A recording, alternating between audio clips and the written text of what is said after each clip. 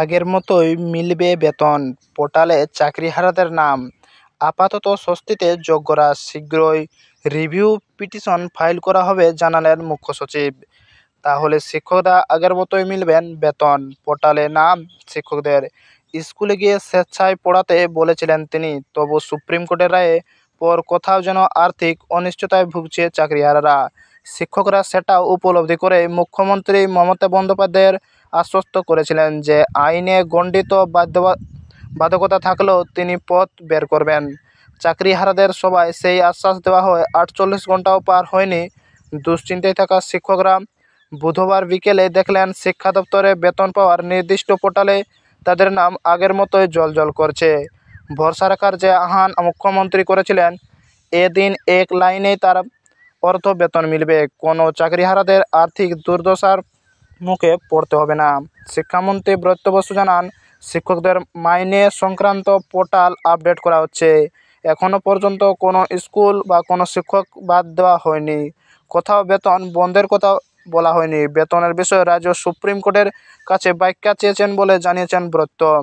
তাহলে এখনো পর্যন্ত বেতন নিয়ে কোনো অভিযোগ ওঠেনি। প্রশাসন যাবতীয় ব্যবস্থা নেওয়ার পথে হাঁটলেও এদিন সকাল থেকে কলকাতা জেলায় বিভিন্ন প্রান্তে চাকরিহারাদের একটি অংশ বিক্ষোভ আন্দোলন নেমে পড়েন। পুলিশের সঙ্গে ধস্তাধস্তি থেকে সরকারি সম্পত্তির ভাঙচুরের চেষ্টা চলে যথেষ্টভাবে। নবান্নে সকাল থেকেই পরিস্থিতির দিকে নজর রেখেছিলেন মুখ্যমন্ত্রী। বড় ধরনের গোলমাল পুলিশ রুখে দিলেও প্রশাসন মনে করছে এর পিছনে রয়েছে রাজনৈতিক উস্কানি। গোলমালের খবর মেলার পর ব্রত বসু শিক্ষকদের ধৈর্য ধরার আবেদন করেন। আর রাজ্যের মুখ্য সচিব মনোজ পন্ত শিক্ষকদের বলেন সংযত হতে। নবান্নে মুখ্য সচিব শিক্ষকদের প্ররোচনায় পা না দেওয়ায় আবেদন করেন। জানান, মুখ্যমন্ত্রী ভরসা দিয়েছেন, চাকরিহারাদের পাশে আছেন। আমারও তাদের পাশে থাকা সমস্ত চেষ্টা করছি। তা সত্ত্বেও বেশ কিছু অশান্তির ঘটনা ঘটেছে। এটা বাঞ্ছনীয় নয়। আমরা চাই না এমন ঘটনা ঘটুক। সুপ্রিম কোর্টের রায় মাথায় রেখে আমাদের পদক্ষেপ করতে হবে। আর এটাতে কারো কোনো লাভ হচ্ছে না। কারো উস্কানিতে যেন আমরা না যাই।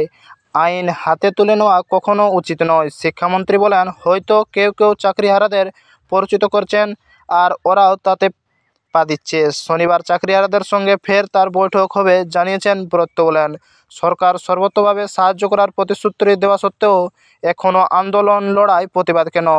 আমরা তো যোগ্য, বঞ্চিতদের পাশে আছি, একটুকু ধৈর্য ধরুন। এই বৈঠকে এসএসসি চেয়ারম্যান, বিভাগীয় সচিব থেকে শুরু করে শিক্ষা দপ্তর উচ্চপদস্থ অধিকারীদের থাকার কথা।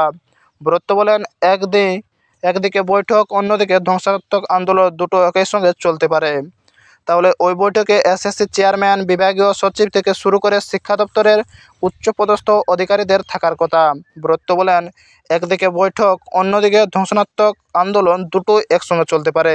তাহলে শনিবার বৈঠক বসার আবারও আশ্বাস দিলেন ব্রত বসু। ব্রত বলেন, এদিকে বৈঠক, অন্যদিকে ধ্বংসাত্মক আন্দোলন, দুটোই একই সঙ্গে চলতে পারেন।